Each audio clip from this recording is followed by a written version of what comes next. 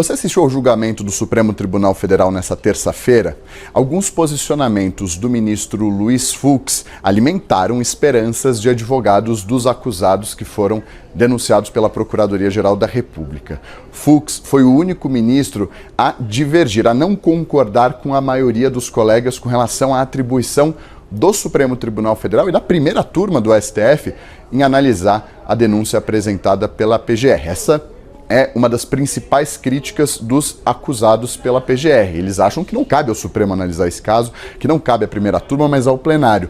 Luiz Fux concorda. Ele diz que esse caso nem deveria estar sendo julgado pelo Supremo, que deveria estar sendo julgado pela primeira instância, pela justiça comum e não pelo Supremo. Mas que, se eventualmente esse caso fosse julgado pelo Supremo, para Fux não deveria ser julgado pelos 5 ministros da primeira turma, deveria ser julgado pelo plenário, pelos 11 ministros que fazem parte do Supremo Tribunal Federal, com discussão, debate, televisionado, tudo no plenário. Ele, no entanto, acabou vencido, mas já mostrou que é favorável a pelo menos um dos pleitos dos acusados pela Procuradoria-Geral da República. Um outro ponto que chamou bastante atenção foram as críticas dele às omissões de Mauro Cid na delação premiada dele.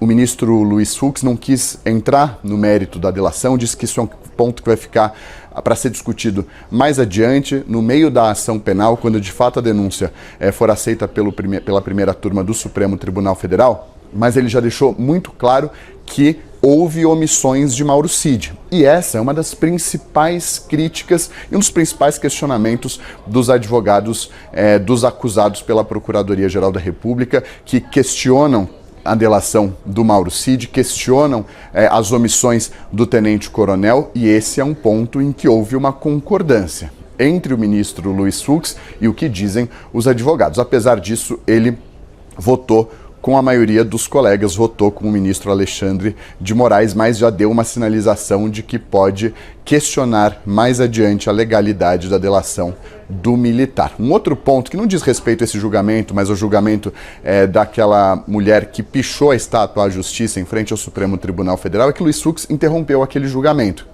Ele não deixou isso muito claro, não disse de maneira explícita, mas ele não concorda, ele discorda do tamanho da pena imposta pelo ministro Alexandre de Moraes no voto dele, de 14 anos. Mas ele não disse isso. Isso já acendeu um alerta nos advogados dos acusados que acham que ele pode, de fato, ser um ministro dentro da primeira turma que se contrapõe aos posicionamentos do ministro Alexandre de Moraes e dos demais colegas. Isso significa que ele vai discordar de tudo?